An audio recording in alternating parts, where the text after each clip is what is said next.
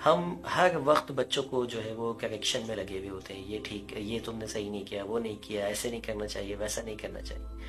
Try to ignore something. ठीक है, हर वक्त जो है वो करेक्शन करने का नहीं होता है। आप चीज़ें देख लें, ओवरऑल बिहेवियर चेक कर लें बच्चों के क्या क्या प्रॉब्लम आ रही है, फिर उसे किसी एक टाइम पर बिठा के तरीके से डिस्कस करें।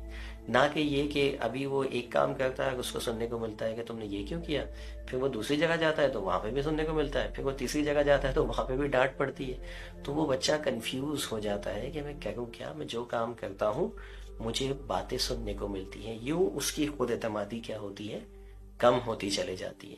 तो बिल्कुल ऑब्जर्व करें, मॉनिटर करें अपने बच्चों को, लेकिन हर वक्त पीछे ना लगे रहें। उसके बाद कोई एक वक्त निकाल लें रात को सोने से पहले, या कोई और ऐसा जिसमें आप और आपका बच्चा साथ बैठ के बात कर रहे हैं, उस वक्त आप जो है वो उसके बिहेवियर्स को बता सकते हैं कि बेटा ऐसे ये काम